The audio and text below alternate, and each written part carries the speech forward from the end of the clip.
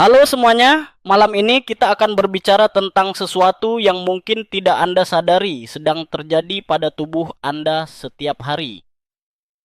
Bayangkan ini, bagian paling kuat dari tubuh kita, mesin penggerak yang memberi kita kemampuan untuk berlari, berjalan, menendang bola, bahkan hanya untuk berdiri tegak, diam-diam mulai memudar setiap tahun. Tidak ada alarm berbunyi, tidak ada notifikasi di ponsel. Tiba-tiba, Anda membungkuk untuk mengikat tali sepatu dan menyadari bahwa, wah, lutut berbunyi seperti kayu tua yang dipukul palu. Anda mungkin tidak akan bertahan hidup dengan baik di usia senja jika tidak memperhatikan satu hal, otot paha. Otot inilah yang bisa memperpanjang atau memendekkan hidup Anda. Bukan sekadar membuat foto di Instagram terlihat lebih keren. Jadi, sebelum Anda merasa nyaman, luangkan waktu untuk menyukai video ini dan berlangganan. Tapi hanya jika Anda benar-benar menyukai apa yang saya lakukan di sini.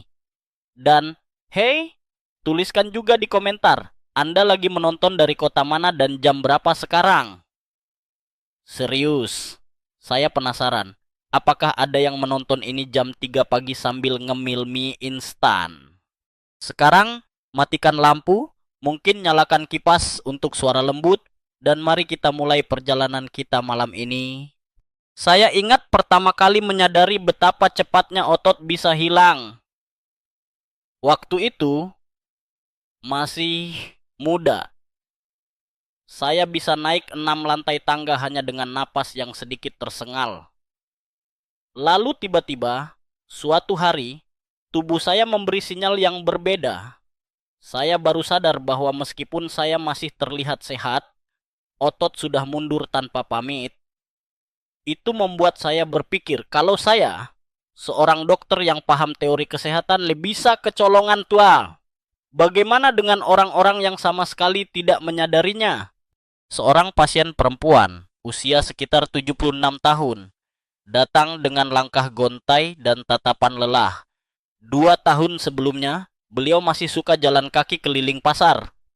Sekarang, jalannya mesti dibantu tongkat. Pemeriksaan mendalam menunjukkan otot pahanya menyusut 30% dalam 3 tahun. Bayangkan, bagian tubuh yang tadinya menyangga semua aktivitas tiba-tiba berkurang sepertiga. Rasanya seperti rumah besar dengan pondasi yang dimakan rayap. Tetap berdiri, tapi nyaris roboh.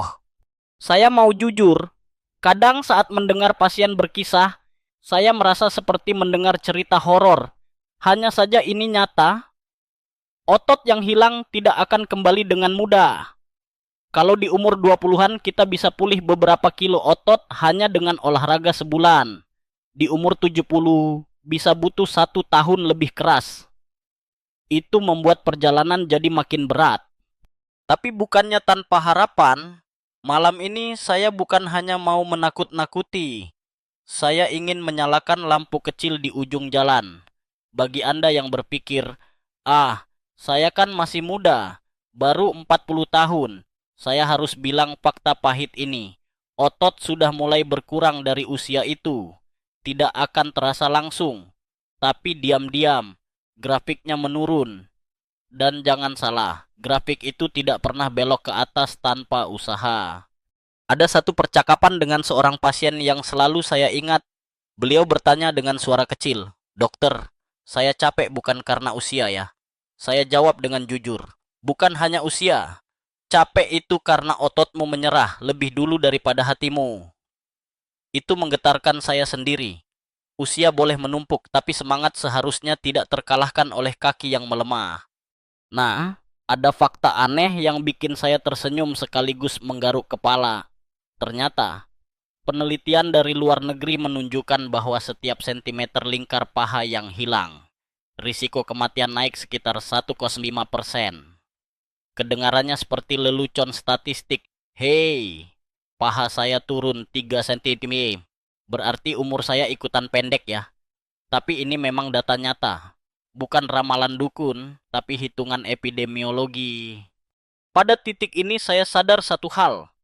Kunci panjang umur seringkali bukan di tablet vitamin mahal. bukan juga di alat medis futuristik, melainkan di paha manusia yang sehat. Aneh tapi benar, umur bisa ditopang oleh bagian tubuh yang selama ini hanya kita anggap tempat celana jeans menempel. Jangan salah, saya pun pernah hampir kehilangan harapan.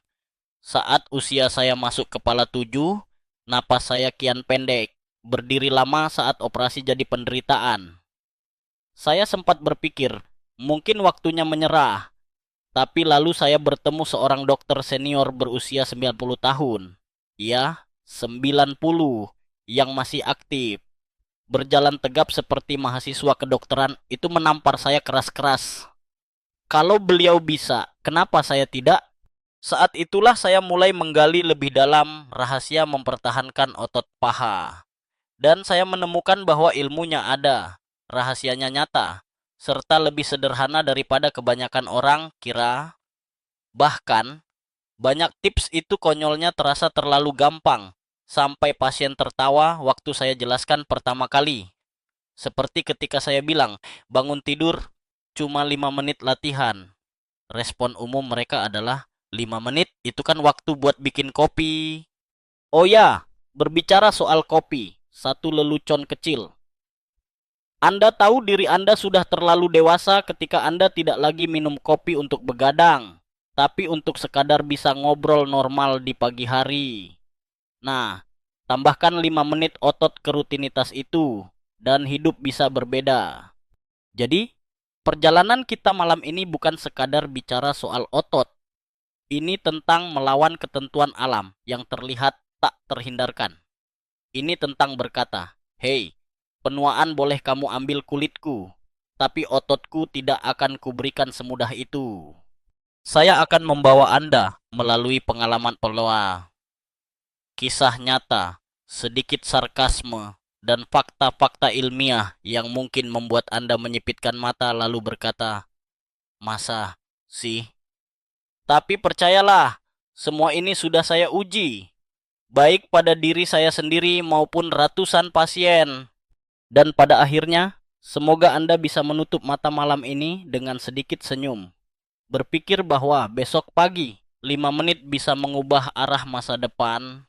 Saya ingin melanjutkan dengan sebuah pernyataan yang mungkin terdengar dramatis, tetapi percayalah, ini bukan efek bumbu cerita. Otot manusia bukan hilang dalam sehari. Ia menguap perlahan, seperti es batu yang dibiarkan di meja makan. Tidak ada bunyi pop atau klik yang menandai hilangnya 1 kilogram otot. Hanya tubuh yang pelan-pelan kehilangan daya dorongnya. Saya sering mengibaratkannya begini. Dari umur 40 tahun, kita sudah masuk jalur penurunan yang terlihat landai, tapi jaraknya panjang. Sehingga sebagian besar orang tidak menyadarinya hingga mereka tersandung. Mari saya ceritakan. Ada seorang pria paruh baya, baru 52 tahun, datang ke klinik sambil bercanda. "Dok, saya ini mungkin cuma malas saja. Ya, semakin ke sini, tangga rumah saya terasa makin tinggi." Setelah pemeriksaan, ternyata benar, hanya dalam waktu kurang dari 10 tahun, massa ototnya sudah menyusut sebesar 10%. Usianya sebenarnya masih tergolong muda untuk dikelompokkan sebagai pasien geriatri. Tetapi tubuh tidak peduli label. Otot tetap menguap mengikuti jam biologis. Yang lebih menegangkan adalah cepatnya laju kehilangan ini melonjak setelah usia 65. Kalau di usia 40-an dan 50-an kehilangan terjadi sebesar 1% per tahun. Di usia 65 bisa 2 kali lipat. Bagi sebagian orang, ini ibarat jalan menurun yang tiba-tiba menjadi seluncuran. Penelitian menyebutkan pada usia 80 tahun, otot yang tersisa bisa hanya separuh dari awal usia dewasa. Bayangkan separuh kursi Anda hilang, memang masih bisa diduduki. Tapi keamanannya sama sekali tidak nyaman. Ada kalanya saya melihat wajah pasien yang menyadari kebenaran pahit itu. Seorang ibu berusia 70 tahun, dulunya gemar jalan-jalan, kini menggeser langkah kakinya sambil menarik napas panjang. Padahal saya tidak ingat pernah sakit serius. Katanya, disitulah letak masalahnya. Hilangnya otot bukan penyakit dengan siren, melainkan kebocoran diam-diam. Ia tidak menimbulkan rasa sakit berarti pada awalnya. Tidak ada merah, bengkak, atau demam. Ketika gejala hadir, biasanya justru dalam bentuk kesulitan sederhana yang mendadak menyiksa. Seperti mencoba berdiri dari kursi rendah atau mengangkat barang belanjaan. Saya juga cukup sering mendengar pernyataan yang penuh kepasrahan. Ya ini kan wajar, dok, namanya juga tua. Di titik itu, saya biasanya menarik napas dalam lalu berkata perlahan, tua memang wajar. Kehilangan otot secara brutal itu bisa diperlambat. Bahkan di beberapa kasus bisa diarahkan ke jalan sebaliknya. Konon, dalam dunia akademik, para peneliti masih memperdebatkan apakah kehilangan otot ini lebih dominan akibat usia biologis atau gaya hidup. Sebagian mengatakan ini tak bisa dilawan. Sebagian lagi menunjukkan bukti klinis justru sebaliknya. Saya pribadi memilih berada di tim otot bisa dilatih kembali, karena saya sudah menyaksikannya sendiri. Nah, mari kita selipkan satu sisi samping yang agak aneh. Ada penelitian dari Eropa yang menyatakan bahwa penurunan kekuatan genggaman tangan seringkali lebih prediktif terhadap risiko kesehatan ketimbang tekanan darah. Bayangkan, sekadar jabat tangan yang lemah mungkin menandakan hal serius. Itu membuat saya setengah bercanda kepada pasien. Lain kali kalau jabat tangan, hati-hati, jangan terlalu lemah. Nanti orang salah mengira Anda sudah masuk kelompok risiko. Lalu saya kembali ke pahatan utama tubuh, paha. Mengapa saya begitu menekankan paha? Karena ketika otot di paha mulai menghilang, secara otomatis semua hal lain mengikuti. Otot di tubuh atas memang penting. Tapi pahalah yang memikul peran vital untuk berdiri, berjalan, mengangkat tubuh dari tempat duduk, bahkan mendorong darah kembali ke jantung. Begitu otot paha kehilangan daya, tubuh mulai terjerembab. Saya masih mengingat jelas seorang pasien laki-laki berusia 73 tahun yang dulu aktif main tenis. Datang dengan kondisi tersandung kecil bisa membuat dia jatuh dan sakit berminggu-minggu. Pemeriksaan memperlihatkan kekuatan otot pahanya turun lebih dari 25% dibanding 3 tahun lalu. Itu bukan sekadar angka, tapi perbedaan antara bisa tangkas memukul bola dan harus tegang setiap kali berjalan ke dapur. Kadang saya ingin mengibaratkan otot itu seperti tabungan bank. Setiap hari sejak lahir kita menyetorkan saldo. Di usia muda, tabungan menumpuk dengan cepat. Dan bahkan kalau kita ceroboh, saldo masih tampak aman. Tetapi begitu melewati usia 40, saldo ini mulai terkikis sedikit demi sedikit. Bila Anda terus boros atau lupa menyimpan lagi, saat usia 70, Anda terbangun mendapati saldo hanya tersisa setengah. Lalu panik. Bagaimana saya bisa bertahan untuk bayar tagihan hidup sehari-hari? Di momen-momen seperti itu, saya bercampur antara kagum sekaligus prihatin melihat pasien bertanya, apakah saya bisa mengembalikannya? Jawaban saya klasik tapi jujur.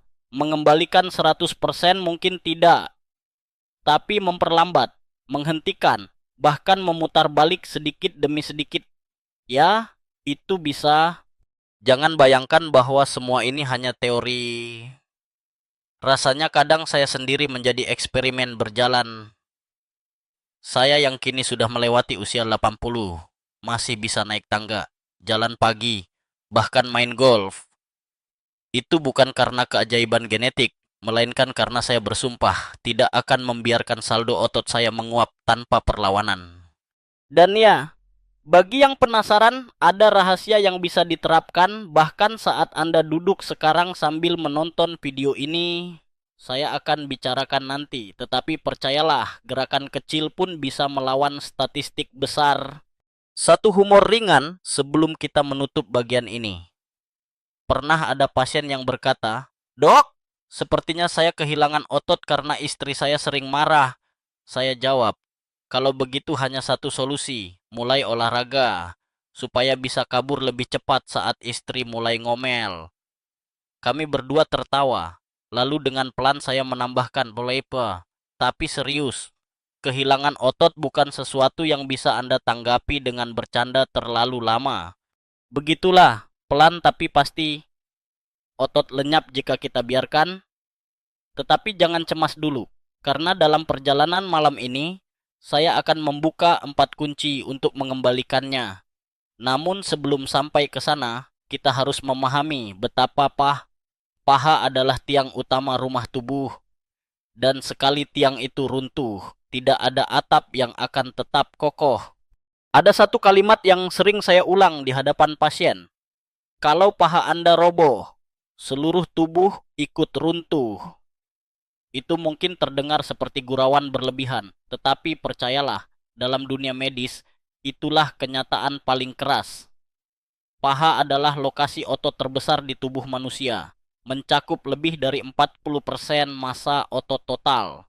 Bayangkan, hampir separuh kekuatan tubuh berdiri di satu pondasi. Bila bagian itu rapuh, tak ada struktur lain yang cukup kuat untuk menggantikan. Suatu kali, seorang pasien berusia 67 tahun datang. Wajahnya muram. Ia berkata, "Dok, saya baru sadar. Kursi ruang tamu ini seperti jebakan.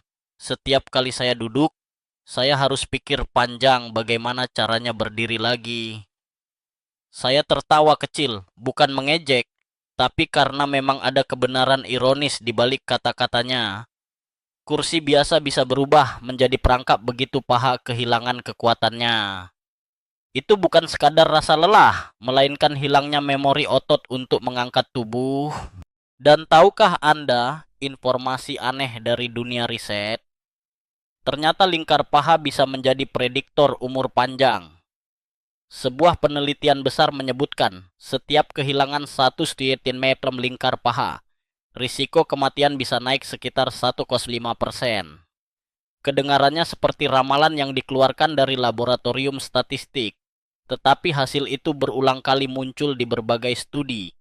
Jadi, jika Anda ingin umur panjang, jangan sibuk mengukur keriput di wajah, ukur lingkar paha Anda.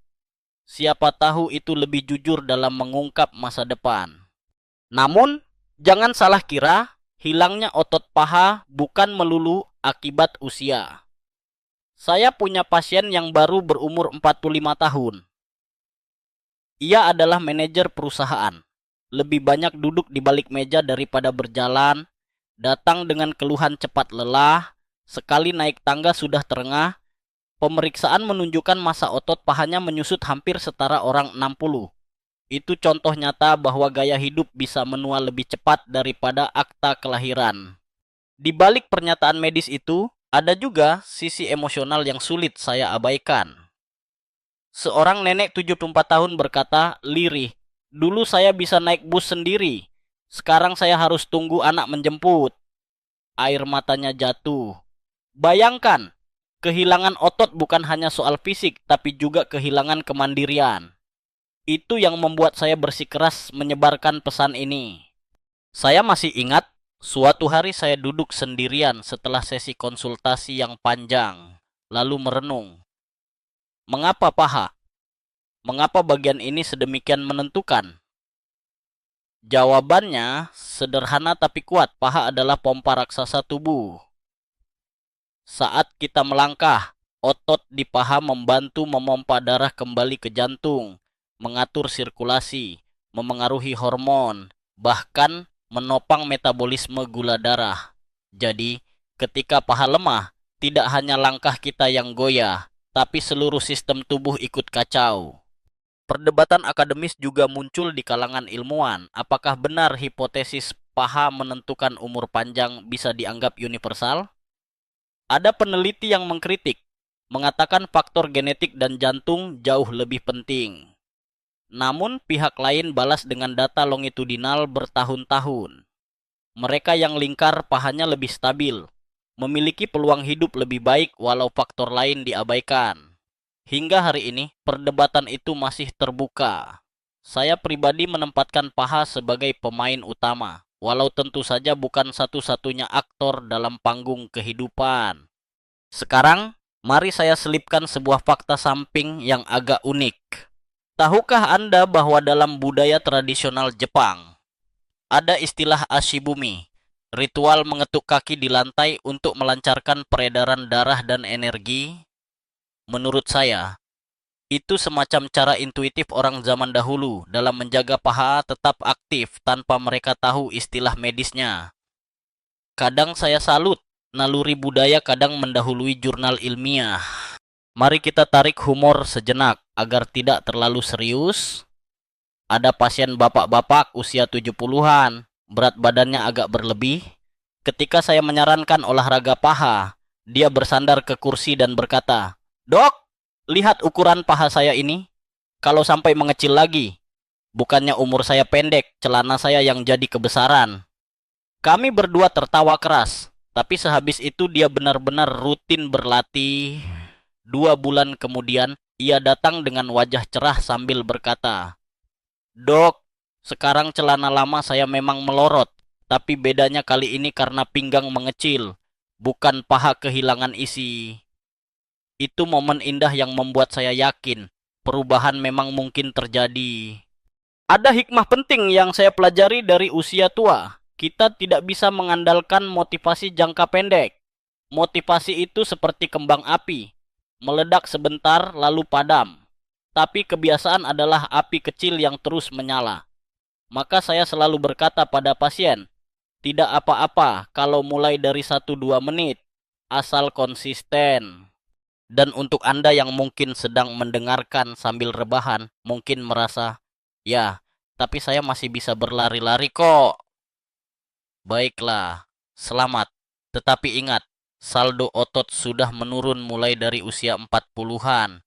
Kalau Anda tidak mulai menabung hari ini, jangan kaget bila suatu pagi di usia 70, tubuh Anda menagih dengan bunga berlipat. Sampai di sini, saya ingin menekankan satu pesan. Paha bukan hanya ruang besar untuk otot, ia adalah jantung kedua. Saat ia mulai merosot, seluruh tubuh mengikuti.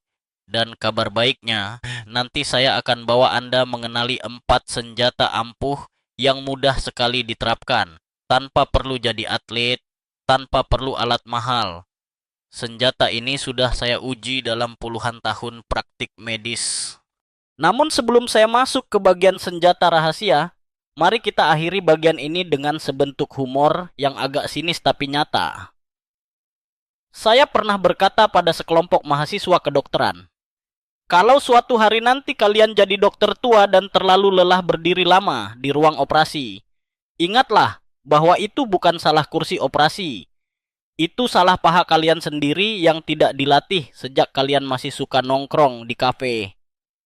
Beberapa mahasiswa tertawa, sebagian meringis, tapi semua mencatat. Kadang sindiran lebih berkesan daripada pesan formal.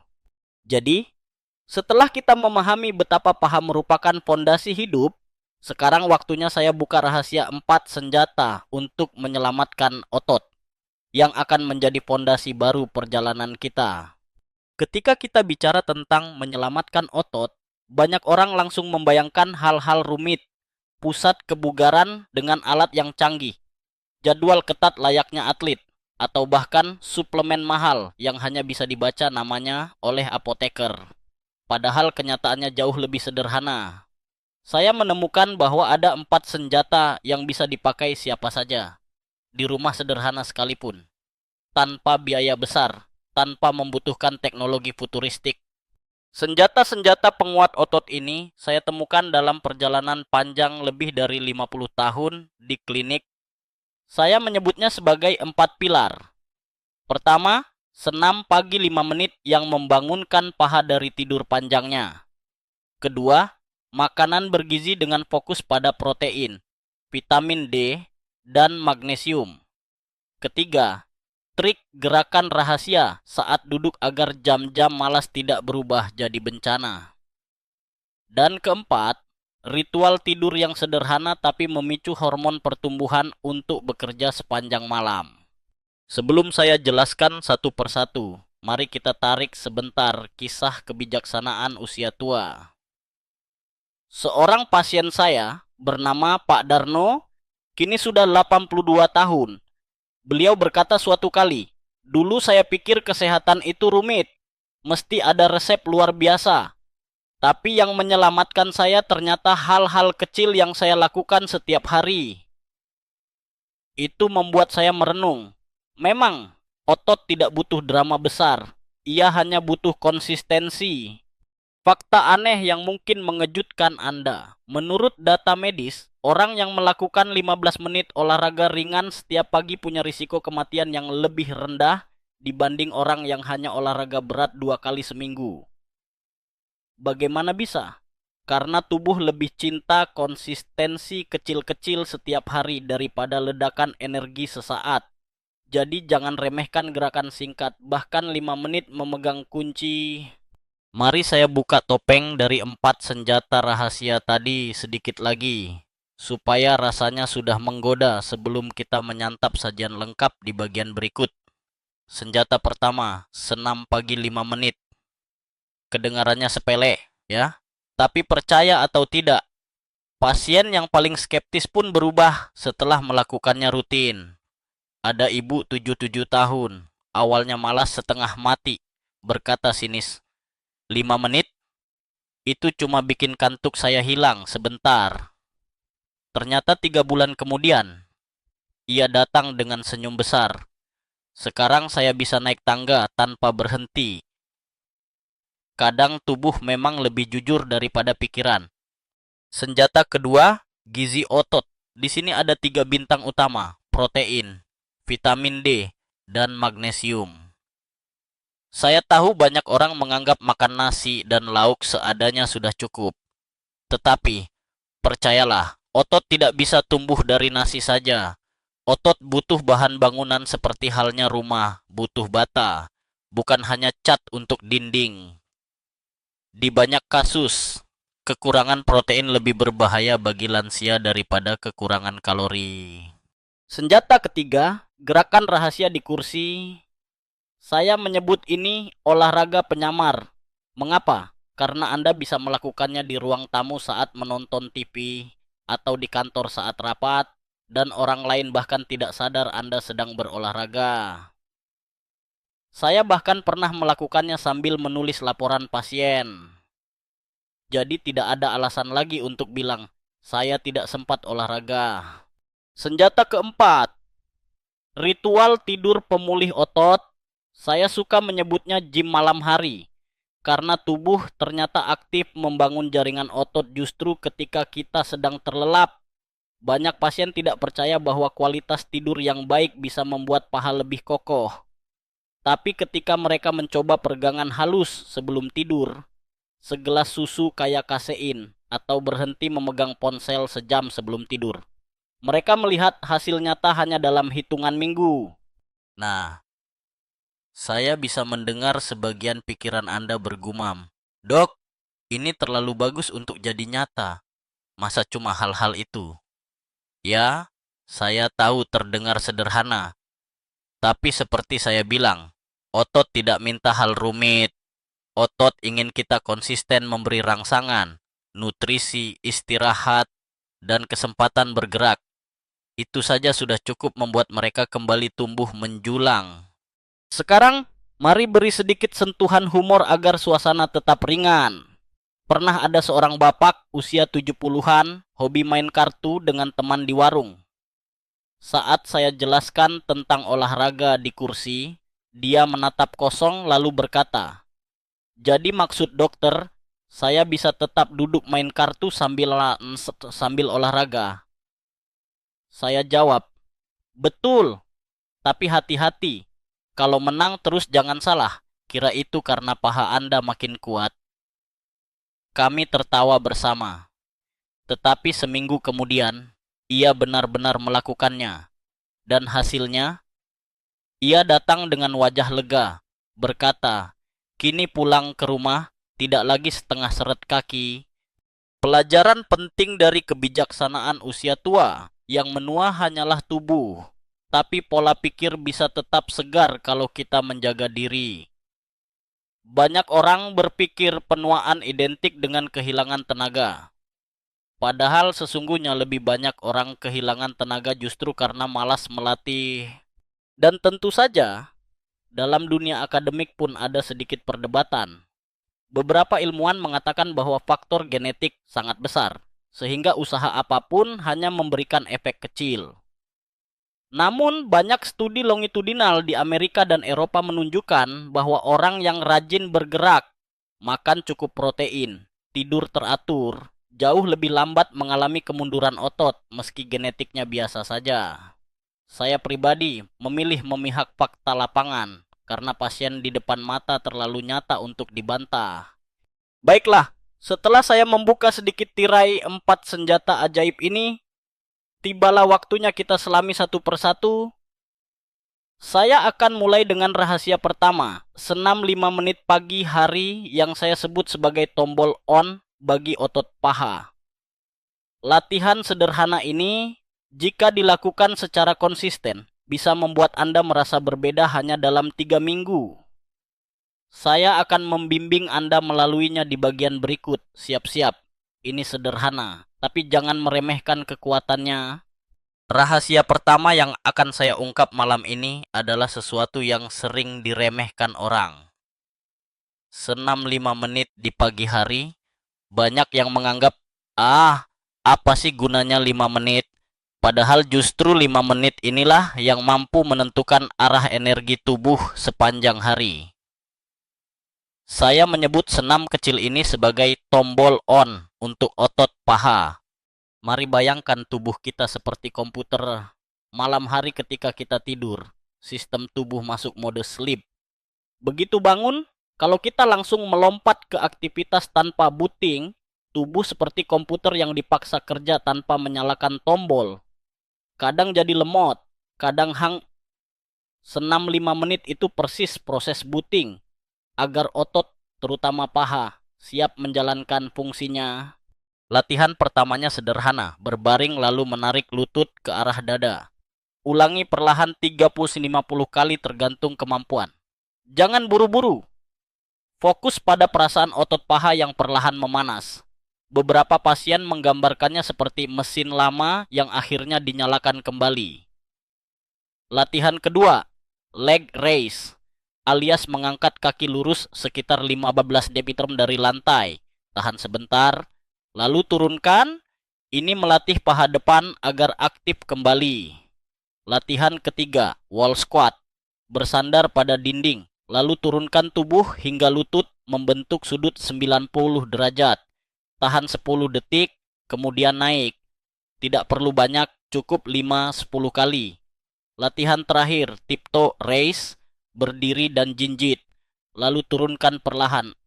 Meski tampak melatih betis, jangan salah, ini menyalurkan energi ke paha juga karena membantu sirkulasi darah. Ketika saya pertama kali mengenalkan ini kepada seorang pasien, seorang ibu bernama Bu Lasmi yang berusia 77 tahun. Reaksinya penuh keraguan. 5 menit, dok, ini lebih singkat dari waktu seduh teh. Saya hanya tersenyum, berkata, cobalah dulu 21 hari. Setelah itu silakan hakimi saya. 3 bulan kemudian, ia kembali dengan semangat. Ia bisa naik tangga 2 lantai tanpa jeda. Kemudian ia berkata dengan wajah berseri, ternyata 5 menit bisa mengembalikan 20 tahun energi saya. Satu fakta menarik, terkadang latihan pagi memiliki efek 2 kali lipat dibanding latihan siang. Mengapa? Karena hormon kortisol berada di puncaknya di pagi hari. Daripada hormon ini membuat kita stres tanpa alasan, lebih baik kita pakai dia untuk membakar energi otot. Akademisi masih berdebat soal detail mekanismenya, tapi tren datanya jelas. Olahraga pagi menghasilkan progres lebih cepat dibanding sore hari untuk usia lanjut. Kalau saya boleh menambahkan anekdot pribadi, di usia 75 tahun, saya hampir menyerah. Berdiri di ruang operasi terasa berat, lutut bergetar, tangan dingin. Tetapi setelah saya disiplin dengan senam 5 menit ini, dalam 3 bulan hasilnya nyata. Saya bisa berdiri berjam-jam tanpa harus duduk di kursi. Benar-benar seperti mesin tua yang diperbaiki dengan oli segar. Tentu, Jangan bayangkan semua pasien langsung lancar. Ada juga yang menyerah di minggu pertama. Misalnya Pak Burhan, 72 tahun, baru lakukan 3 hari lalu berkata, "Dok, saya malah tambah capek." Saya tersenyum. Capek itu normal di awal. Otot lama tidur, sekarang dibangunkan. Bayangkan istri membangunkan Anda pakai teriakan setelah, pasti awalnya kesal. Tapi setelah mandi segar, Anda bersyukur sudah bangun. Kami tertawa bersama. 2 bulan kemudian, ia kembali, berkata sambil bangga, "Sekarang malah istri saya yang capek ikut saya jalan pagi." Humor ringan lain datang dari seorang cucu pasien yang melihat kakeknya squat di dinding. Ia bertanya, "Kakek lagi main kursi gaib? Ya? Kok duduk tapi kursinya tidak kelihatan?" Kakek itu ketawa, lalu menjawab, "Iya, nak, ini kursi mahal. Hanya orang kuat yang bisa duduki." Sejak itu, si cucu ikut-ikutan mencoba. Dan anehnya mereka jadi punya aktivitas keluarga baru setiap pagi, kursi gaib bersama-sama. Pelajaran kebijaksanaan di sini jelas. Usia tua tidak berarti berhenti belajar gerakan baru. Bahkan tubuh di usia senja bisa belajar trik sederhana jika kita konsisten. Tidak ada kata terlambat, hanya ada kata tidak mencoba. Yang menarik, penelitian lain juga menunjukkan bahwa olahraga singkat tapi konsisten memperbaiki mood. Banyak pasien saya mengaku bukan hanya tenaganya pulih, tapi juga perasaannya lebih cerah. Mereka lebih jarang marah atau murung. Jadi senam 5 menit bukan hanya menyelamatkan paha, tapi juga menyelamatkan emosi. Perdebatan akademis muncul lagi. Sebagian ilmuwan menyarankan olahraga minimal 30 menit agar efektif. Saya tidak menolak, tetapi saya tahu realitas pasien lanjut usia. Mereka yang sudah kesulitan sekadar berdiri tentu tertatih untuk menuntaskan 30 menit. Maka 5 menit adalah pintu kecil tapi realistis. Sama seperti kita menabung. Lebih baik setor sedikit setiap hari daripada menunggu punya uang besar tapi akhirnya tidak pernah menabung. Saya tekankan satu hal kepada setiap orang yang memulai. Jangan kejar angka dulu, kejar rutinitas. Buat tubuh terbiasa bangkit dari kasur. Dunia tidak akan runtuh hanya karena kita belum sempurna. Dan untuk Anda yang tengah mendengarkan sambil berbaring menatap layar, coba bayangkan besok pagi, begitu alarm berbunyi, jangan langsung mencari ponsel, taruh kaki ke lantai, tarik napas, jalankan kursi gaib sejenak, rasakan paha Anda bekerja. Itu 5 menit yang nilainya lebih besar daripada 5 menit menunda bangun dengan tombol snooze. Jadi, senjata pertama sudah terbuka, 5 menit pagi, 5 menit emas. Di bagian berikut, saya akan mengungkap senjata kedua, makanan yang diam-diam menjadi bahan bakar otot. Ingat, bahkan mesin tercanggih pun tidak bisa berjalan kalau tidak ada bahan bakar. Kalau tadi kita sudah bicara soal senjata pertama, yaitu senam 5 menit pagi hari, sekarang saya ingin membuka rahasia kedua, bahan bakar otot. Pikirkan begini, tubuh adalah bengkel, otot adalah mobil, dan makanan adalah bensin sekaligus suku cadangnya. Bayangkan Anda memiliki mobil antik yang ingin terus berjalan. Tetapi setiap kali mengisi bensin, Anda malah menuangkan air. Tidak peduli seberapa rajin Anda merawat bodi mobil, ia pada akhirnya akan macet di tengah jalan. Nah, itulah yang terjadi jika kita berolahraga tanpa nutrisi tepat. Saya ingin memulai dengan sebuah kisah nyata. Ada seorang nenek bernama Bu Hesti, berusia 79 tahun, yang datang ke klinik mengeluh kakinya makin lemah. Setelah diperiksa, ternyata asupan proteinnya hanya separuh dari kebutuhan harian, dan kadar vitamin D dalam darahnya nyaris nol. Saya lalu memberinya resep yang sederhana. Tambahkan telur setiap pagi. Konsumsi ikan setidaknya 2 kali seminggu. Dan kalau tidak sempat, minumlah susu tinggi kasein sebelum tidur. 3 bulan kemudian ia kembali. Bukan hanya lebih kuat berjalan, tapi juga mengaku rasa nyeri sendinya berkurang. Ia bahkan bergurau, "Dok, sekarang saya lebih semangat rebutan remote TV dengan cucu saya." Sambil tertawa puas. Nah, mari kita masuk lebih detail. Ada 3 nutrisi kunci yang selalu saya tekankan: protein, vitamin D, dan magnesium. Pertama, protein. Otot terbentuk dari protein. Ini hukum alam sederhana. Untuk orang muda, kebutuhan protein adalah sekitar 0,8 gram per kilogram berat badan. Tetapi seiring bertambahnya usia, tubuh makin malas menyerap nutrisi. Maka pada usia lanjut, kebutuhan ini naik menjadi 1,2 gram per kilogram berat badan. Artinya, kalau berat badan Anda 60 kilo, kebutuhan sehari bisa sampai 70 gram protein. Itu setara dengan 3 butir telur, seporsi dada ayam, dan 1 potong tahu besar dibagi rata sepanjang hari. Kesalahan banyak orang adalah menumpuk protein hanya pada makan malam. Padahal tubuh lebih suka menerima dalam porsi kecil tapi sering, daripada dibombardir sekaligus. Kedua, vitamin D. Banyak orang mengira vitamin ini hanya untuk tulang, padahal vitamin D memengaruhi kontraksi otot, koordinasi, bahkan daya tahan tubuh. Kekurangannya membuat otot gampang kram, lemah, dan refleks melambat. Sayangnya, setelah usia 70 tahun, kulit kita tidak lagi efisien menghasilkan vitamin D dari sinar matahari. Jadi, meski berjemur, hasilnya hanya sedikit. Sumber lain seperti ikan berminyak, telur, dan hati sapi perlu dilibatkan. Dan bila semua itu masih kurang, bolehlah bicara dengan dokter mengenai suplemen. Ketiga, magnesium. Nutrisi ini ibarat saklar listrik yang mengatur agar kontraksi otot berjalan lancar. Kalau saklar rusak, lampu tidak menyala, sekalipun ada arus listrik. Begitu juga bila magnesium kurang, otot tidak bisa berfungsi baik meskipun Anda sudah makan cukup protein. Anehnya, banyak orang tidak sadar bahwa makanan sehari-hari mereka sangat miskin magnesium. Padahal sumbernya tak rumit: bayam, almond, kacang-kacangan, pisang, bahkan coklat hitam berkualitas. Ya, kabar baik bagi pecinta coklat. Anda mendapat alasan medis untuk menikmati sepotong kecil setiap malam. Tapi jangan lalu menyalahkan saya kalau Anda malah makan sebungkus penuh. Mari selipkan sebuah fakta aneh.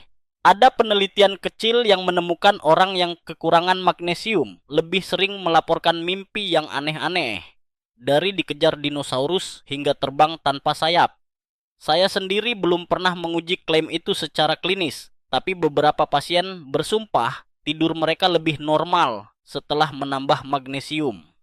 Saya hanya bisa menjawab, kalau begitu, mari kita sebut itu bonus gizi. Di kalangan akademik, tentu ada perdebatan. Sebagian pakar mengatakan vitamin D sebaiknya hanya dianggap pendukung, bukan penyelamat utama otot. Tetapi pengalaman di lapangan membuat saya sulit setuju sepenuhnya.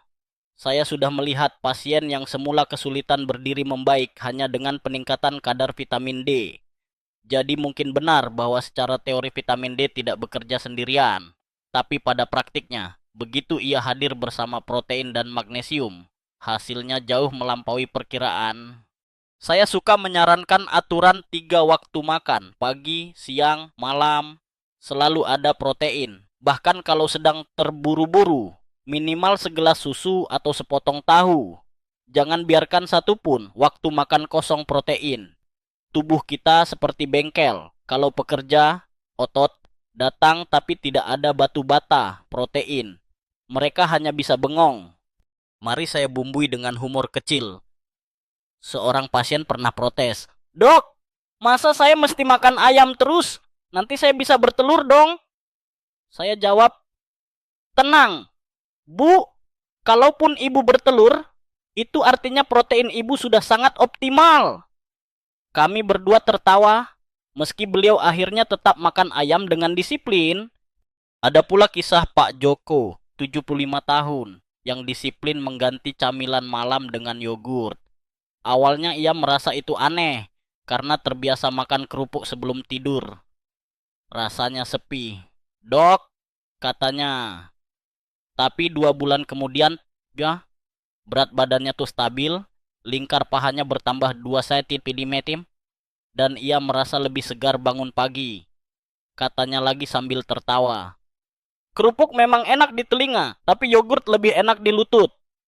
Kebijaksanaan usia tua yang saya pelajari, makanan bukan sekadar mengisi perut, tapi investasi jangka panjang. Di usia muda, kesalahan makan bisa ditutup tubuh, tapi di usia lanjut, setiap suap jadi penentu. Bahkan sepiring nasi dengan tambahan tahu bisa jadi bedanya Anda berdiri tegak atau terpaksa duduk lama. Nah, jangan lupa waktu konsumsi juga penting. Protein setelah olahraga diserap 2 kali lebih baik. Vitamin D paling bagus dikonsumsi bersama makanan berlemak sehat. Magnesium lebih efektif bila diminum malam hari, sekaligus membantu tidur nyenyak. Jadi bukan sekadar apa yang dimakan, tapi juga kapan. Di titik ini, saya ingin Anda membayangkan, malam ini sebelum tidur, alih-alih membuka ponsel lagi, buatlah segelas susu atau sepiring kecil yogurt.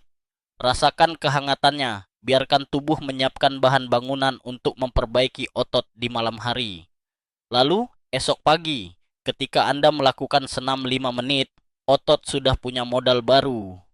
Jadi, itu senjata kedua, bahan bakar otot berupa protein, vitamin D, dan magnesium. Jangan tunggu tubuh menagih dalam bentuk sakit. Penuhi dulu sebelum mereka berteriak. Dan setelah ini, kita akan bicara soal senjata ketiga, gerakan rahasia di kursi yang bisa menyelamatkan Anda dari bahaya duduk terlalu lama. Kalau bagian sebelumnya kita sudah bicara soal bahan bakar otot, protein, vitamin D, magnesium, maka sekarang tibalah waktunya membahas senjata ketiga, olahraga rahasia yang bisa dilakukan sambil duduk. Saya menyebutnya olahraga penyamar, karena bisa Anda lakukan di kursi sambil menonton TV, rapat di kantor, bahkan saat menunggu bus, tanpa seorang pun sadar. Dan percayalah, senjata ini bukan main-main, karena masalah besar zaman modern adalah terlalu banyak duduk.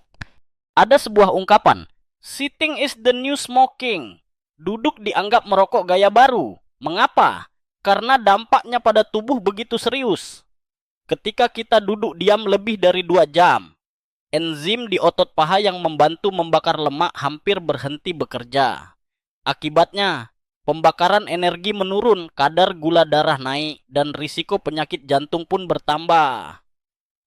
Begitu ekstrimnya, sampai riset menyebut orang yang duduk 8 jam sehari memiliki risiko kematian 64% lebih tinggi dibanding mereka yang sering bangun dan bergerak. Saya tahu, sebagian dari Anda mungkin sedang duduk sekarang sambil mendengarkan saya. Jangan khawatir, saya tidak sedang menghakimi. Justru malam ini saya ingin membuka jalan agar kursi yang selama ini menjadi musuh bisa berubah jadi sekutu. Gerakan pertama sederhana, sit to stand, alias bangkit dari kursi lalu duduk lagi. Atur target kecil, 10 kali setiap kali iklan TV muncul. Jangan pakai tangan, biar paha yang mengangkat tubuh. Salah satu pasien saya, Pak Hasan, 73 tahun, awalnya tidak percaya tindakan sepele ini bisa berpengaruh. Ah dok, masa begini doang, katanya. Saya menyuruhnya coba dulu 3 minggu. Ketika ia kembali, ia tertawa. Iya benar, sekarang jongkok ambil sandal pun lebih gampang. Gerakan kedua, leg extension di kursi. Duduk tegak, angkat satu kaki lurus ke depan sejajar lantai, tahan 10 detik lalu turunkan. Ulangi bergantian. Jangan heran kalau paha depan terasa panas, itu tandanya otot aktif kembali. Gerakan ketiga, ankle rotation. Angkat sedikit kaki dari lantai, putar pergelangan kaki searah jarum jam 10 kali, lalu berlawanan 10 kali. Gerakan kecil ini membantu sirkulasi dan mengurangi risiko kram kaki yang sering muncul malam hari. Gerakan keempat, knee squeeze. Letakkan bantal kecil di antara kedua lutut, lalu remas selama 5 detik. Latihan ini melatih otot paha bagian dalam. Sering dilupakan, padahal penting untuk stabilitas berjalan. Ada kisah menarik dari Bu Aminah, 72 tahun, yang awalnya ketagihan drama Korea. Ia bisa duduk 5 jam non-stop menonton. Akibatnya, kakinya jadi kaku seperti bambu. Ketika saya ajarkan trik kursi ini, awalnya ia tertawa. Jadi saya olahraga sambil nangis lihat opa meninggal di drama. Ya, 3 bulan kemudian ia datang lagi dengan wajah bersinar, berkata, "Sekarang saya lebih bisa ikut cucu jalan-jalan ke taman. Opa tetap bikin saya nangis, tapi setidaknya kaki saya tidak ikut menangis." Satu fakta aneh yang pernah saya temui. Penelitian kecil menunjukkan bahkan berdiri selama 2 menit setiap jam bisa memperbaiki sensitivitas insulin hingga 20%. Bayangkan, berdiri sebentar sudah bisa melawan diabetes lebih efektif daripada sekadar obat. Itu sebabnya saya suka menyarankan pasien menggunakan alarm di ponsel.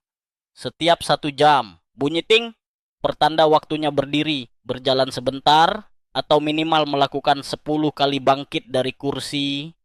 Tentu ada perdebatan akademis di sini.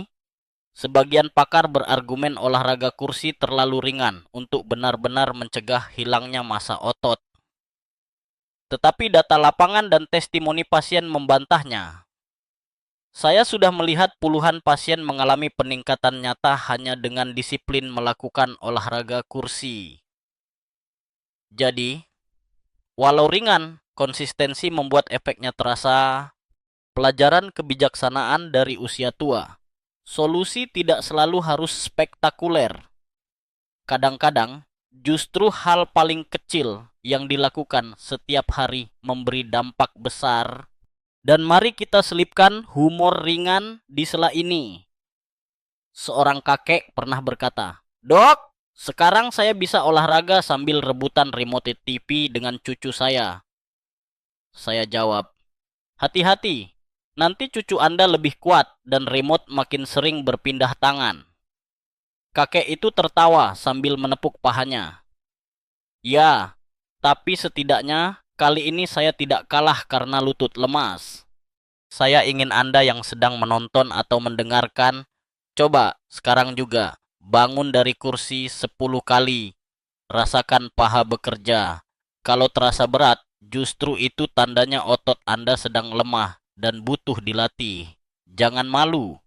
Itu sinyal tubuh, bukan kelemahan. Dan setelah Anda mencobanya, bayangkan betapa mudahnya menjadikan ini kebiasaan harian. Duduk nonton TV, gunakan iklan sebagai alarm. Duduk menunggu antrean di bank, putar pergelangan kaki. Duduk di kantor bos yang membosankan. Tekan bantal khayalan di antara lutut. Tidak ada yang tahu, Anda sedang diam-diam memperpanjang umur. Jadi, senjata ketiga ini begitu mudah. Tidak ada alasan untuk menolak. Kursi mungkin tadinya jadi penyebab kelemahan otot. Tapi mulai sekarang kursi bisa jadi alat pelatih setia Anda. Tubuh Anda tidak peduli apakah olahraga dilakukan di gym atau di ruang tamu. Yang penting, otot mendapat rangsangan, darah beredar, dan paha tetap hidup. Berikutnya, kita akan melangkah ke senjata keempat. Sesuatu yang lebih sunyi tetapi sangat menentukan. Ritual tidur. Jangan meremehkan aktivitas paling biasa ini.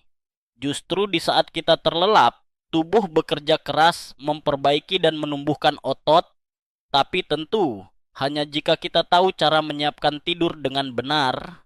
Sekarang kita sampai pada senjata keempat, ritual tidur. Banyak orang mengira otot hanya tumbuh ketika kita angkat beban di pagi atau sore hari.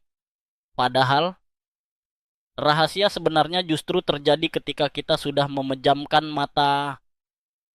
Ya, tubuh kita punya pabrik malam yang mengeluarkan hormon pertumbuhan, memperbaiki serat-serat otot yang tadi kita pakai untuk bergerak, dan membangun jaringan baru. Dengan kata lain, tidur adalah gym gratis yang disiapkan alami untuk kita, asal kita tahu cara memanfaatkannya. Mari saya ceritakan sebuah kisah. Ada seorang kakek bernama Pak Suyono, usia 80 tahun. Beliau datang dengan keluhan sering lemas dan tidak bergairah. Walau sudah rajin berolahraga ringan, setelah saya telusuri, ternyata kualitas tidurnya buruk.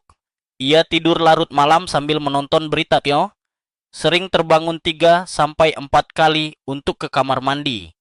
Dan baru kembali tidur saat mendengar azan subuh. Saya ajarkan beberapa kebiasaan sederhana. Hentikan penggunaan gadget 1 jam sebelum tidur. Lakukan peregangan lembut. Minum segelas susu hangat kaya kasein. Dan pastikan kamar redup remang.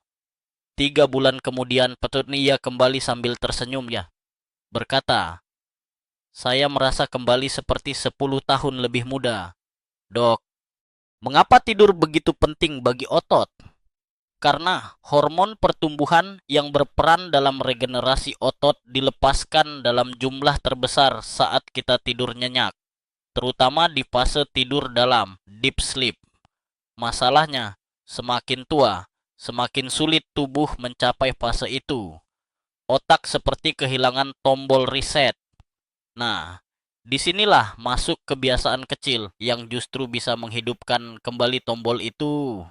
Kebiasaan pertama, peregangan sebelum tidur.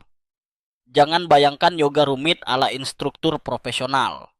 Cukup gerakan sederhana, menarik paha depan perlahan, menekuk lutut, meluruskan punggung. Hanya 5 menit. Efeknya, tubuh rilaks, sirkulasi darah lancar, hormon pertumbuhan keluar lebih deras. Kebiasaan kedua, asupan protein jenis lambat, seperti kasein dari susu atau yogurt rendah lemak, berbeda dengan whey protein yang cepat habis digunakan tubuh. Kasein bekerja perlahan, memberi suplai asam amino sepanjang malam. Jadi ketika Anda tidur, otot tetap mendapat bahan bangunan. Setiap kali saya menyebut ini, pasien cenderung tertawa. Jadi minum susu itu rahasia awet muda, Dok? Saya bilang, betul sekali, asal bukan susu kental manis penuh gula. Kebiasaan ketiga, minimalisasi cahaya biru. Telepon genggam, televisi, laptop, semuanya memancarkan cahaya biru yang menghalangi melatonin, hormon yang memicu kantuk. Jadi, bila menjelang tidur Anda masih asik scrolling media sosial, otot Anda mungkin diam-diam menangis karena kesempatan mereka untuk diperbaiki tertunda. Kebiasaan keempat, posisi tidur. Jangan remehkan ini. Posisi tidur miring ke samping dengan lutut sedikit ditekuk ternyata paling ideal karena menjaga tulang belakang dan otot tidak tegang. Ini sederhana tapi menolong banyak pasien yang mengeluh kaku di pagi hari. Sebuah fakta aneh, satu penelitian menyebutkan orang yang tidur lebih dari 9 jam terus-menerus justru berisiko lebih tinggi kehilangan massa otot. Jadi tidur terlalu lama sama berbahayanya dengan kurang tidur. Aturan emasnya, 7 hingga 8 jam dengan kualitas baik. Tentu saja, di ranah akademis masih ada perdebatan tentang seberapa besar efek tidur terhadap pertumbuhan otot usia lanjut.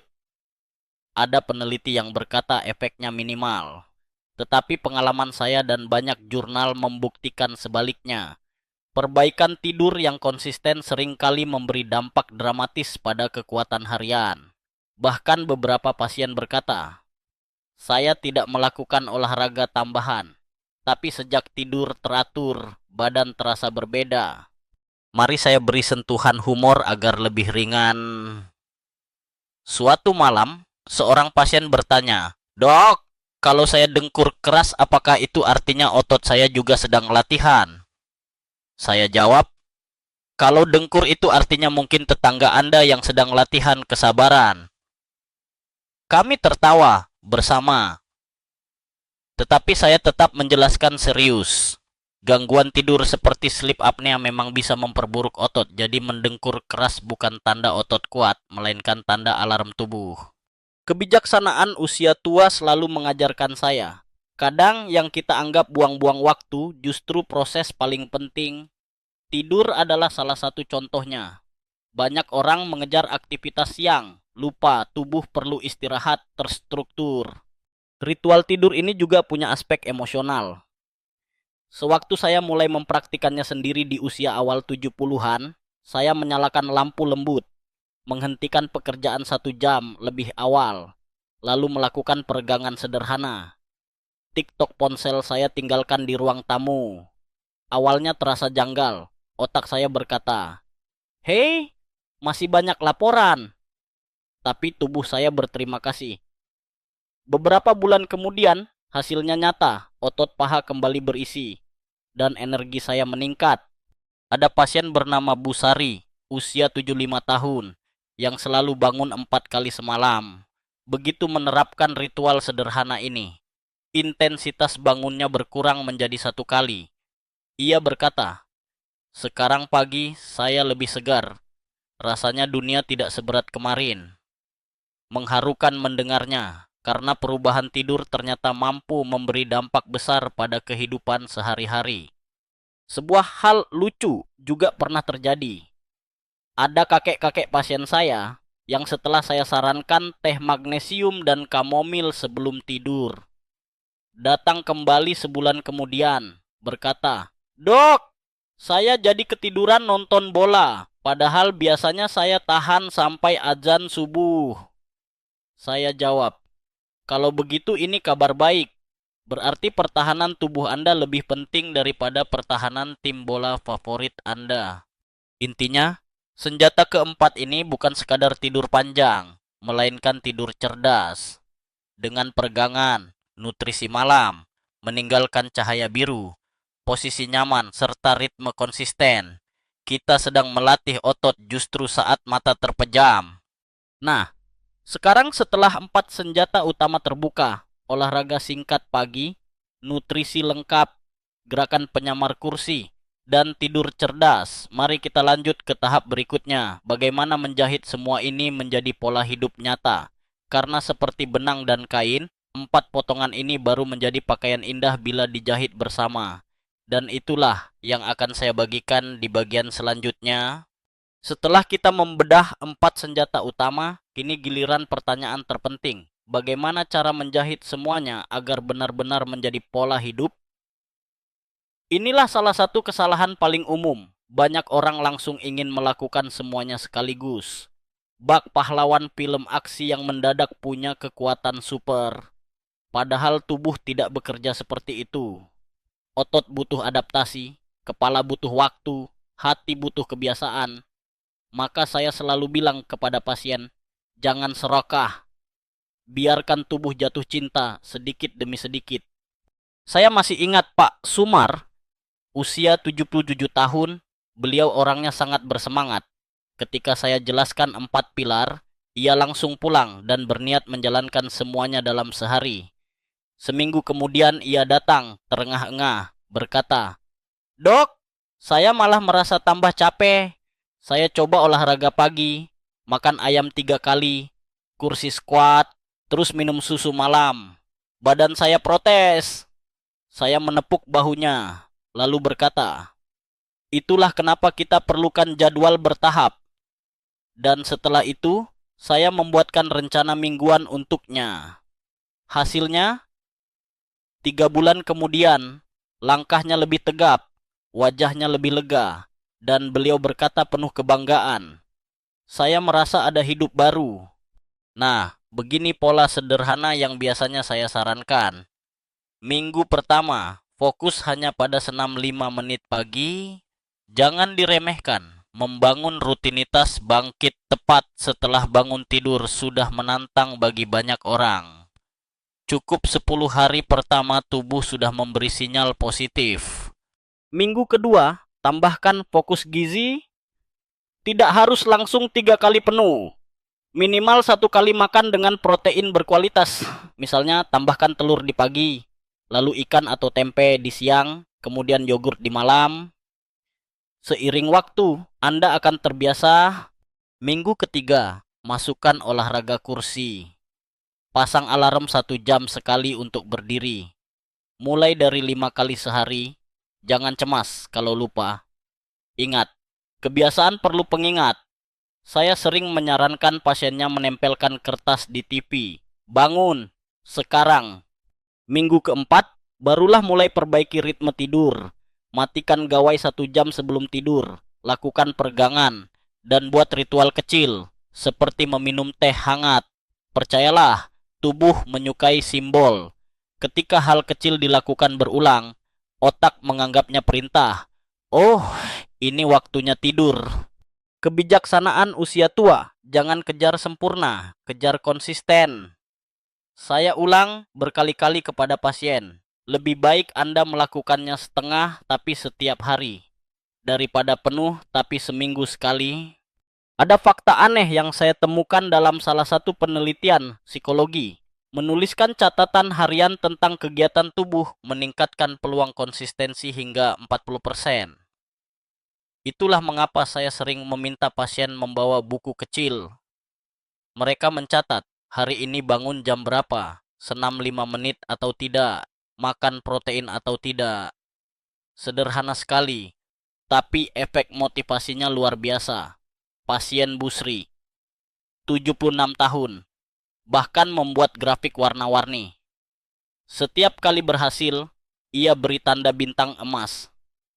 Katanya, saya merasa seperti anak sekolah lagi. Dan hasilnya, dalam 3 bulan, pahanya bertambah 3 cm lebih kuat. Tentu ada perdebatan akademis soal metode 1 minggu 1 pilar. Sebagian pakar olahraga mengatakan harus langsung integral, semuanya sekaligus agar efektif. Namun data klinik saya menunjukkan sebaliknya. Pasien lanjut usia lebih berhasil jika mencoba bertahap. Otak kita tidak suka perubahan besar mendadak, apalagi tubuh yang menua.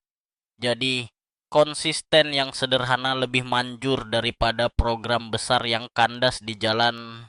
Mari saya sisipkan humor. Seorang bapak pasien berkata, "Dok, kalau saya terus tambah jadwal tiap minggu, nanti jadwal saya penuh dong. Saya bukan atlet, saya pensiunan." Saya jawab sambil tertawa, "Betul, tapi jadwal Anda penuh justru oleh hal-hal yang menyelamatkan hidup Anda. Bukannya penuh oleh menunggu giliran di rumah sakit." Ia terdiam sebentar, lalu tersenyum malu. Itu lebih bagus memang. Anehnya, ketika pasien mulai melihat grafik kemajuan, mereka menjadi bersemangat. Energi yang muncul bukan dari obat, tapi dari rasa pencapaian kecil. Saya pernah melihat seorang nenek 74 tahun menunjukkan catatan panjangnya. Dengan bangga berkata, "Lihat, dok, saya sekarang bisa berdiri dari kursi tanpa pakai tangan." Anda tidak akan pernah mengira senyum semanis itu bisa lahir hanya karena mampu berdiri lebih mudah. Itu karena di balik gerakan sederhana ada simbol kemandirian. Satu hal lagi, jangan lupa melibatkan orang terdekat. Saya yakin latihan bersama jauh lebih menyenangkan. Ada pasangan suami istri, Pak Bardi, 81, dan Butini, 78. Mereka menjalankan semua rencana secara bergantian. Saat Pak Bardi malas bangun pagi, Butini jadi alarm hidup. Saat Butini lupa minum susu, Pak Bardi yang mengingatkan. Kini mereka jalan berdua setiap sore. Dan tetangga bilang, mereka terlihat seperti pasangan muda yang lagi pacaran. Kadang cinta juga memberi nutrisi untuk otot, bukan hanya hati. Kesimpulannya, menjahit 4 senjata ini menjadi pola hidup memang perlu strategi. Jangan terlalu ambisius. Jangan menyerah di awal. Ingat, tubuh suka kesabaran. Setiap otot yang Anda bangun kembali adalah tanda waktu tambahan yang Anda curi dari pelan merosotnya usia. Dan setelah Anda berhasil membawa keempat senjata ini menjadi rutinitas, tibalah pertanyaan lain. Apa saja yang bisa menghancurkan semua usaha ini bila kita tidak hati-hati? Awas, ada 5 musuh besar yang bisa meruntuhkan otot Anda walau Anda sudah berlatih dan makan dengan benar. Di bagian selanjutnya, kita akan membongkar kebiasaan-kebiasaan berbahaya yang diam-diam menjadi pengkhianat tubuh. Kita sudah bicara panjang lebar tentang 4 senjata dan cara menjahitnya menjadi pola hidup sehari-hari. Namun, saya tidak akan jujur kepada Anda bila saya tidak membongkar sisi lain yang jauh lebih berbahaya. Musuh-musuh harian yang bisa menghancurkan otot Anda. Secepat apapun Anda berlatih, saya menyebut mereka 5 pengkhianat. Jika 4 senjata tadi adalah pasukan pelindung, 5 kebiasaan ini adalah sabotase dalam rumah sendiri. Musuh pertama, duduk terlalu lama. Saya tahu, kita sudah bicara olahraga kursi. Tetapi izinkan saya tegaskan lagi, duduk 8 jam sehari ibarat isap rokok 10 batang untuk otot. Saya punya pasien, Pak Jaya, 73 tahun. Sejak pensiun dia habiskan waktu main catur dan menonton drama lama di kursi. Hanya dalam 6 bulan, pemeriksaan menunjukkan paha menyusut lebih dari 20%. Saat bangun tidur pun, langkah pertamanya seperti robot berkaratmo. Ironisnya, ia tidak pernah sadar kejatuhan itu karena baginya hanya pegal biasa. Padahal itu awal keruntuhan. Musuh kedua, langkah terlalu sedikit. Banyak riset menyebut angka keemasan adalah 6.000-8.000 langkah sehari bagi lansia. Tetapi kenyataannya, sebagian besar hanya berjalan 2.000-3.000. Saya masih ingat Bu Rini, usia 71 tahun. Ketika saya cek gelang aktivitasnya, rata-rata hanya 1.400 langkah. Tak heran, pahanya seperti benang i. Setelah saya dorong untuk menambah hingga 5.000 langkah, perubahannya luar biasa, kekuatan naik, jalan lebih tegap, bahkan moodnya jauh lebih cerah. Kadang solusi hidup panjang bukan pil, tapi sekadar langkah tambahan ke warung sayur.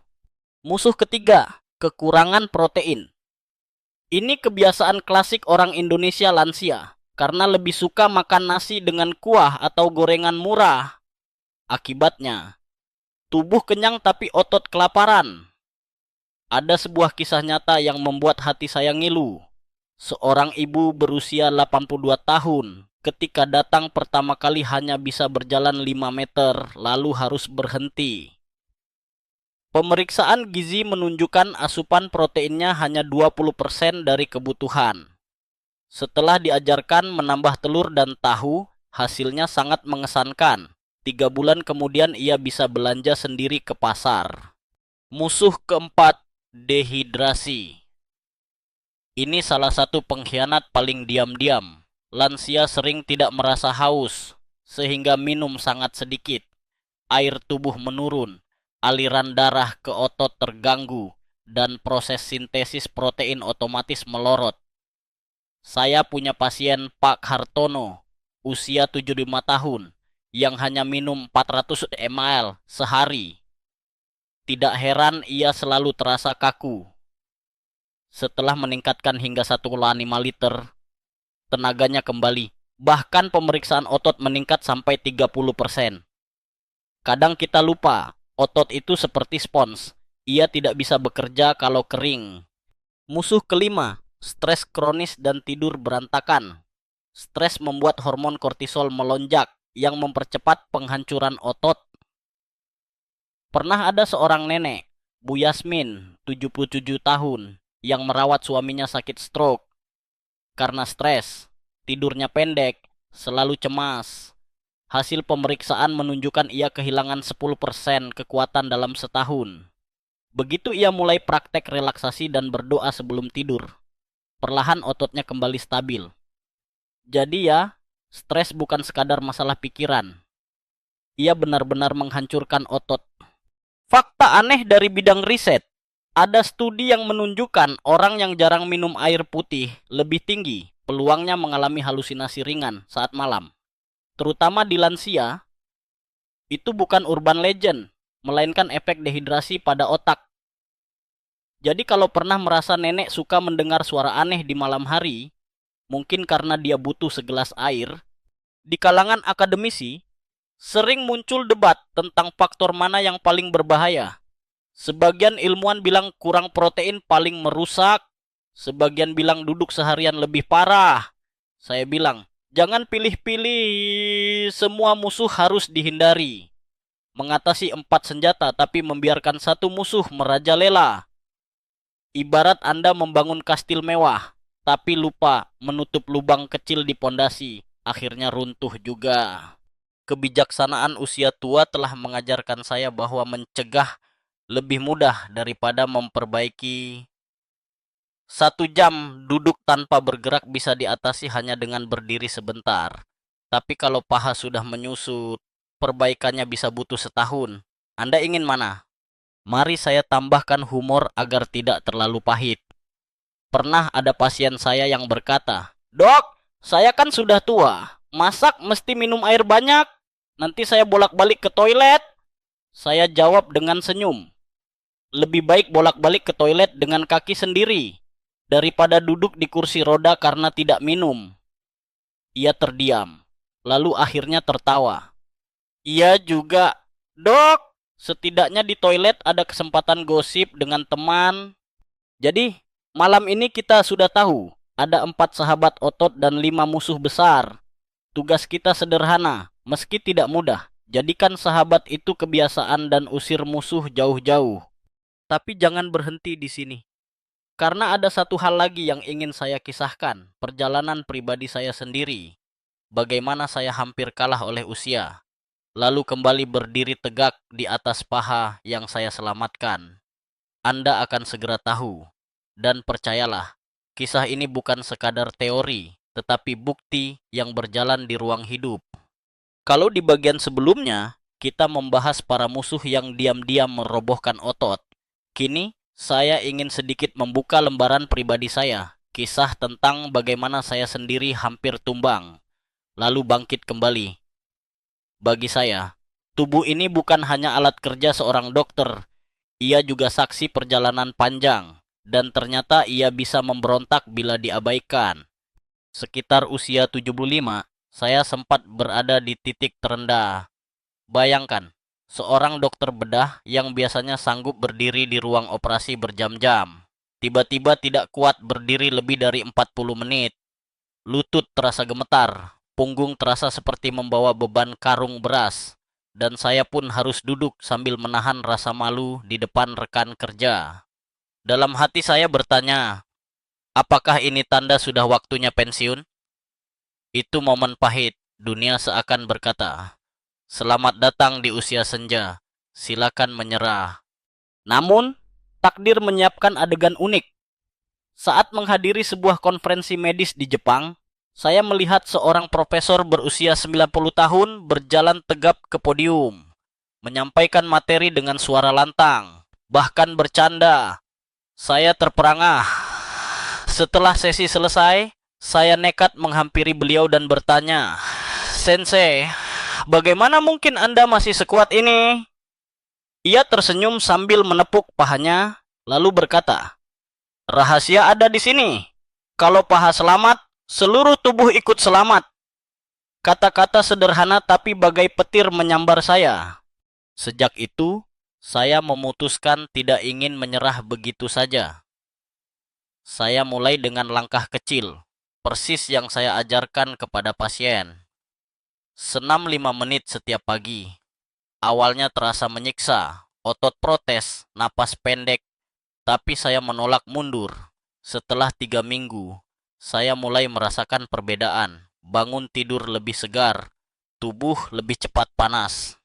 Lalu, saya menambah asupan protein, telur setiap pagi, ikan minimal 3 kali seminggu, dan suplemen vitamin D sesuai saran dokter teman saya. Tidak berhenti di sana, saya mengatur ulang pola duduk. Sebelumnya, saya sanggup duduk berlama-lama membaca jurnal kedokteran. Sekarang, saya pasang alarm setiap 1 jam. Berdiri, jalan, atau lakukan latihan kursi. Awalnya terasa konyol, tapi lama-lama menjadi rutinitas. Dan terakhir, saya serius memperbaiki tidur.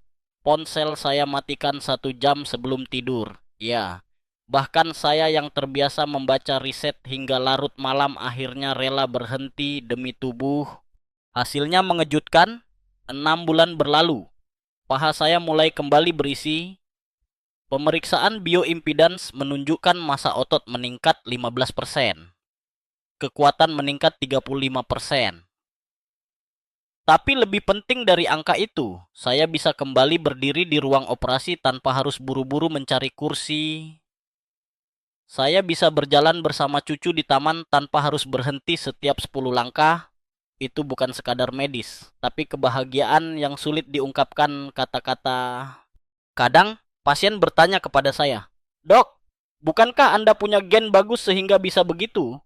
Saya tertawa kecil. Gen memang berperan, tetapi tanpa latihan, nutrisi, gerak, dan tidur, gen hanyalah peta tanpa kendaraan. Saya tidak lahir dengan gen super, sama sekali tidak. Bahkan riwayat keluarga saya banyak yang menderita lemah otot di usia senja. Jadi, yang membuat saya bisa kembali hanya satu, konsistensi. Ada fakta aneh dari perjalanan pribadi ini. Setelah 6 bulan menjalani pola hidup baru, bahkan suara saya terasa lebih lantang ketika ceramah di kelas. Mungkin karena paru-paru saya ikut terbantu oleh kekuatan otot pernapasan. Tapi saya bercanda kepada mahasiswa. Kalau suara saya lebih keras sekarang, itu bukan karena mikrofon, tapi karena paha saya sudah tidak protes lagi. Mereka tertawa, tapi bagi saya itu kenyataan. Dalam dunia akademik, tentu masih ada orang yang skeptis. "Ah, ini hanya placebo," kata sebagian kolega, tapi saya jawab, "Kalau placebo bisa membuat seorang pria 75 tahun kembali bisa berdiri 8 jam, maka biarlah placebo itu kita jadikan standar terapi." Intinya, entah placebo atau bukan, hasil nyata tidak bisa diabaikan. Pelajaran kebijaksanaan yang saya catat, jangan pernah menganggap terlambat untuk memulai. Saya melakukan perubahan ketika usia sudah lebih dari 70 dan hasilnya tetap nyata. Jadi jangan bersembunyi di balik alasan sudah terlambat. Alasan itu hanyalah topeng kemalasan. Ada momen lucu juga dalam perjalanan saya. Ketika saya pertama kali squat di dinding, cucu saya lewat dan melihat. Ia bertanya polos, "Kakek lagi main pura-pura jadi kursi ya?"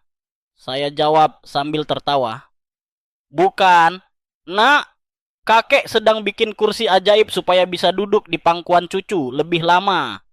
Sejak saat itu, ia sering mengingatkan, "Kek, jangan lupa kursi ajaibnya." Bayangkan, pengingat paling manis datang dari anak kecil. Sekarang, di usia 85, saya masih bisa jalan pagi setiap hari, main golf, bahkan menang lawan cucu dalam lomba. Jalan cepat dari garasi ke pintu rumah. Setiap kali saya lakukan itu, hati saya berbisik, "Terima kasih untuk keputusan di usia 75, ketika saya memilih melawan penuaan, bukan menyerah." Dan ini pesan penting bagi Anda, ingatlah bahwa usia boleh tua, tetapi keteguhan bisa tetap muda. Bila saya yang sempat setengah putus asa bisa kembali berdiri tegak, maka Anda pun bisa. Namun, sebelum saya akhiri, mari kita jahit semua kisah ini dengan satu benang terakhir.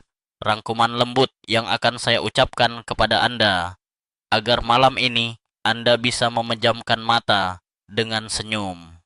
Mari kita tarik napas panjang, lembut, dan perlahan, karena malam ini kita sudah berjalan cukup jauh. Dari ancaman otot paha yang diam-diam menyusut, sampai 4 senjata sederhana yang bisa menyelamatkan hidup kita. 5 menit senam pagi, asupan protein vitamin D magnesium, olahraga rahasia di kursi, dan ritual tidur yang cerdas. Kita juga sudah menyingkap 5 musuh harian yang harus dihindari. Duduk berjam-jam, langkah terlalu sedikit, protein minim, dehidrasi, serta stres dan tidur berantakan. Semua ini bukan sekadar teori medis, tapi kisah nyata manusia yang saya temui, juga pengalaman diri saya sendiri. Saya ingin Anda membayangkan sejenak diri Anda 10, 20, bahkan 30 tahun ke depan. Anda ingin berjalan dengan langkah mantap, atau ingin hanya duduk menatap hari lewat tanpa daya? Pilihan ada di tangan Anda sekarang, di detik ini. Jangan tunggu sampai tubuh menagih dengan tagihan besar, mulai dari kebiasaan kecil malam ini atau pagi nanti. Pelajaran usia tua yang ingin saya wariskan sederhana. Otot itu adalah tabungan kehidupan. Setiap squat, setiap sendok protein, setiap peregangan sebelum tidur adalah setoran kecil. Setiap kali Anda memilih untuk bergerak daripada duduk atau meneguk segelas air daripada menunda, Anda sedang menambah hari-hari sehat ke masa depan Anda. Lucunya, banyak orang mencari resep awet muda lewat ramuan mahal. Padahal kuncinya seringkali ada di paha sendiri.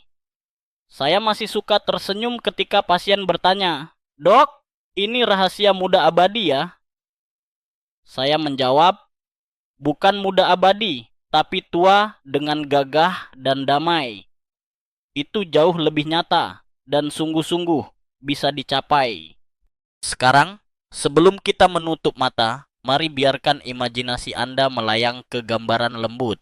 Anda berdiri di pagi hari, matahari hangat menembus tirai, tubuh ringan karena paha yang kokoh menopang. Anda menatap tangga di depan rumah tanpa gentar, lalu melangkah naik dengan mudah. Anak dan cucu tersenyum, karena Anda yang mereka cintai masih bisa berjalan bersama mereka. Itu bukan mimpi. Itu masa depan yang bisa Anda raih dengan memilih langkah kecil sejak malam ini. Inilah rangkuman yang ingin saya titipkan. Bangun pagi, nyalakan otot dengan 5 menit gerakan, penuhi dapur Anda dengan protein, vitamin D, dan magnesium. Jadikan kursi bukan musuh, tapi sekutu rahasia. Hargai tidur bukan sebagai kemalasan, melainkan bengkel ajaib. Dan jauhi 5 musuh yang dengan licik merobohkan tubuh Anda.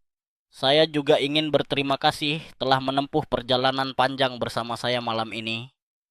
Suara saya yang Anda dengar hanyalah panduan. Tapi keputusan, setiap gerakan, setiap sendok makanan, setiap langkah kecil menuju kesehatan, ada sepenuhnya di tangan Anda.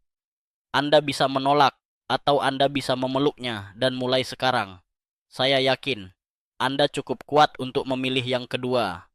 Sekarang, biarkan suara ini perlahan mengecil. Biarkan tubuh Anda meresap pesan yang baru saja Anda terima. Tidak ada yang harus dilakukan malam ini kecuali beristirahat. Bayangkan otot-otot paha Anda pelan-pelan hangat, terisi cahaya lembut, menguat kembali seperti batang pohon yang tumbuh di tengah taman. Anda aman, Anda kuat, dan masa depan Anda menanti dengan ramah. Tidurlah dengan senyum, karena esok pagi, 5 menit saja akan membuat dunia sedikit lebih ringan. Perjalanan kita malam ini dimulai dengan peringatan bahwa otot manusia menyusut tanpa kita sadari. Dimulai sejak usia 40-an dan melaju lebih cepat setelah 65 tahun. Kita diajak menyadari bahwa paha, otot terbesar tubuh, adalah pilar kehidupan. Kehilangan kekokohannya sama saja menurunkan kualitas hidup secara drastis. Namun di balik ancaman itu, ternyata ada rahasia sederhana yang bisa menjadi senjata penyelamat. Pertama, senam 5 menit di pagi hari. Nyalakan otot bagai tombol on untuk tubuh. Kedua, nutrisi yang benar. Protein, vitamin D, dan magnesium sebagai bahan bakar dan batu bata untuk membangun otot. Ketiga, olahraga penyamar di kursi yang membuat duduk panjang tidak lagi mematikan. Dan keempat, ritual tidur cerdas yang menjadikan malam sebagai bengkel perbaikan otot. Selain itu, kita membongkar 5 kebiasaan berbahaya. Duduk terlalu lama, langkah yang minimal, makanan miskin protein, dehidrasi, serta stres kronis. Semua itu bisa menghapus manfaat dari latihan dan gizi. Maka menjaga otot bukan hanya soal melakukan hal benar, tapi juga menjauhi sabotase tubuh. Saya menutup dengan kisah pribadi. Bagaimana di usia 75 tahun saya hampir menyerah, tapi memilih mempraktikkan 4 pilar tadi.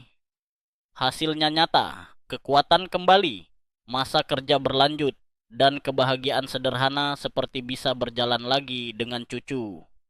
Pelajaran terakhir dari perjalanan malam ini, menyelamatkan otot berarti menyelamatkan hari-hari kita di masa depan. Mulai hari ini, kunci ada di tangan Anda. Setiap 5 menit olahraga, setiap suap protein, setiap tegukan air adalah tabungan umur panjang.